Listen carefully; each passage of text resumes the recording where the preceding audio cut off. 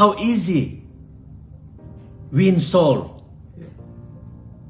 Mudah menangkan jiwa. 5 tip efektif dalam bersaksi. Tadi sudah ya, kita sudah dipulih dengan Allah, terus kita kasihi jiwa tersebut. Nah, waktu kita mengasihi jiwa, kita datang kepada orang tersebut, kita perkenalkan diri kita. Jadi ceritakan diri kita. Kita di dalam hati kita harus membuat bahwa kita suka dia. Kita di hati kita beritahu bahwa I like you, I love you, I love your soul, I like you yourself. Jadi ada timbul suka. Nah, orang itu akan terasa. Nah, ini ada hukumnya berilah maka kamu akan diberi. Kamu beri dulu, beri kasih, beri care, beri peduli dalam spirit, dalam roh. Nanti bisa praktek. Kalau kita lagi di tempat kerja, sudah lama ada yang ribut sama bosnya, atau rumah tangga mulai ini, coba kita mulai dari hati kita senangin orang itu. Saya sering praktek, dan mujizat breakthrough terjadi. Kita harus mulai, ini roh, ya ini supernatural, tapi real, ya real. Kita mengasihi dia. Setelah itu kita kenalan, kita cerita diri kita apa adanya kita. Saya seperti ini. Bagaimana? Tanya keadaannya. Hari ini bagaimana? Tinggal di mana? Kenalan seperti biasa, ngobrol seperti biasa. Cerita dulu keadaan kita. Karena tidak mungkin kita ingin orang itu menceritakan dirinya sebelum kita menceritakan diri kita. Jadi kita menjadi people person. Kita jadi easy going, bergaul sama orang, menjadi orang public relation. Jadi di dalam penginjilan itu kita menjadi orang-orang luar biasa. Waktu kita mulai ngobrol dari diri kita, perkenalkan kepada orang diri kita jadi punya public relation skill. Karena kan public relation dengan people to people. Kita menjadi ahli people, kita ngobrol banyak sama orang. Terus kita menjadi apa? Orang yang punya influencer. Karena kita berusaha untuk menginfluence dia mengikuti iman kita. Kita punya purpose, kita punya tujuan. Nah, banyak orang yang jago penginjilan pasti jago marketing. Pasti. Karena ada efek samping. Efek-efeknya itu ada. Nah, kita mulai senangin dia, cerita diri kita. Setelah itu di yang poin ketiga, kita mulai beri kesempatan dia berbicara. Waktu seseorang bicara tentang dirinya, itu kesempatan emas. Siapa saja, ya. Hati-hati ya. Jangan ini yang sudah married seperti saya, bapak-bapak, jangan banyak mendengar wanita lain atau istri orang, jangan. Bahaya. Atau yang wanita mulai dengar laki, nggak boleh karena powerful. Mendengarkan orang itu powerful. Kalau saya dapat mendengarin kamu, saya sudah menangkan kamu. Simple ya. Kalau saya bisa mendengar Pak Andreas teman saya ini, saya sudah menangkan dia. Itu step-stepnya. Step-step menangkan jiwa. Kalau saya bisa mendengarkan Pastor Daniel, saya sudah menangkan dia. Kalau saya sudah menangkan mendengar Pak Julius, saya sudah menangkan Pak Julius. Mengapa? Waktu kita mendengarku harus serius. Mendengar itu dengan care, dengan peduli. Waktu misalnya Pak Julius Adi Nugraha cerita tentang dirinya, artinya apa? Dia percaya saya. One step win. Dia mulai open tentang dirinya. Waktu dia membuka dirinya, saya tahu masalahnya. Saya tahu kebutuhannya. Ini juga teknik-teknik konseling. Teknik penginjilan ini adalah teknik konseling.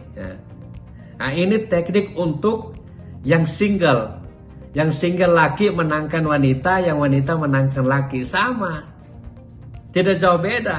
Nah, Dalam marketing, ini sama, kita tahu keinginan customer, dia maunya apa. Dia maunya produk seperti apa.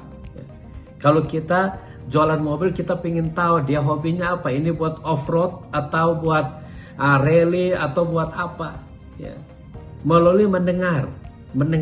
Ya. Setelah kita mendengar, kita tahu dia masalahnya apa. Dia masalahnya apa? Anaknya, rumah tangganya, atau dirinya, apa masalahnya. Nah, waktu kita tahu masalahnya apa, kita masuk ke step number 4, yaitu kita mulai ceritakan kesaksian kita. Kesaksian diri kita dengan Yesus yang ada hubungan dengan apa yang dialami. Kalau dia cerita tentang anaknya, kalau saya tidak punya anak, saya cerita tentang bagaimana saya waktu umur anaknya.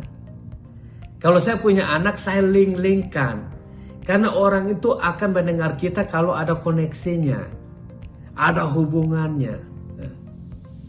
Jadi paham ya, kita tadi poin pertama itu kita tadi introduksinya itu pemulihan diri, kenal diri.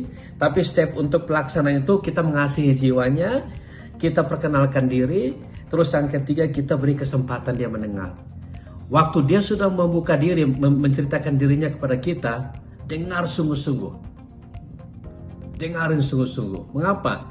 Karena banyak orang di bumi depresi, stres, gila. Karena apa?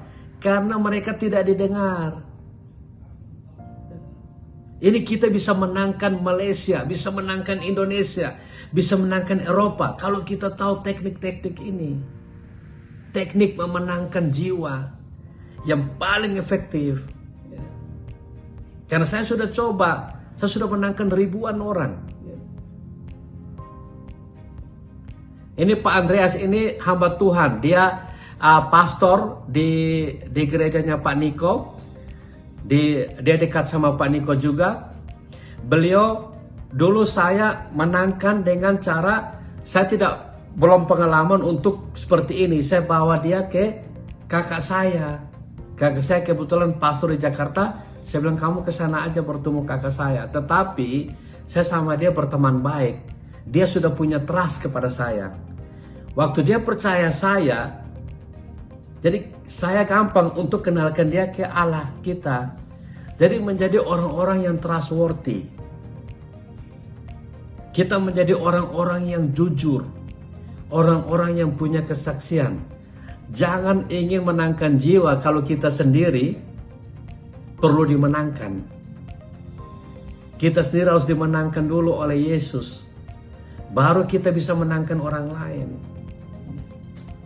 Saya tidak bisa bercerita tentang Yesus kalau saya sendiri perlu dimenangkan, perlu ditobatkan, mungkin perlu dibaptis kali, ya kan? Ya. Nah, ini kita harus paham, harus paham. Saya sendiri udah diselamatkan dulu, baru saya bisa ajak orang. Kalau saya sendiri omong, misalnya Senin, saya bilang Senin, nanti Selasa, nanti Rabu, nggak bisa kita menangkan orang. Jadi beliau kenal Yesus, itu seperti itu, ada proses, ada step-stepnya. Ya. Nah, setelah kita ceritakan kesaksian kita, bagaimana kita alamin sebuah masalah dan ditolong Tuhan Yesus, ataupun kesaksian pengalaman kita untuk mengenal Yesus, itu kita harus ceritakan. Waktu kita ceritakan, kita harus proportion. Kadang-kadang kan kita cerita-cerita ini, kita saksikan diri kita jangan sampai lupa, jangan sampai yang hebatnya kita. Dan itu pun harus dilatih. Kadang-kadang kita belum pengalaman, kita hebatkan kita, jagokan kita. Itu nggak ada impact. Impactnya itu adalah saat Yesus ditinggikan, apa yang terjadi? Dia akan menarik orang-orang datang padanya. Amin. Itu di firman Tuhan, waktu kita meninggikan Yesus, dia akan menarik orang. Jadi kita kesaksian kita tinggikan Yesus. Meninggikan Yesus. Dan breakthrough-nya di apa? Contohnya saya tadi pembukaan saya cerita hidup saya seperti apa, saya bertobat, itu breakthrough. Jadi dia lihat, dia langsung wow, berarti masalah saya datang kepada Yesus bisa memberi sebuah jawaban. Itu poin ini. Waktu dia terbuka, kita bisa tahu. Kalau dia terbuka, kita tanya, Pak mau terima Yesus, Ibu mau terima Yesus. Kita doa.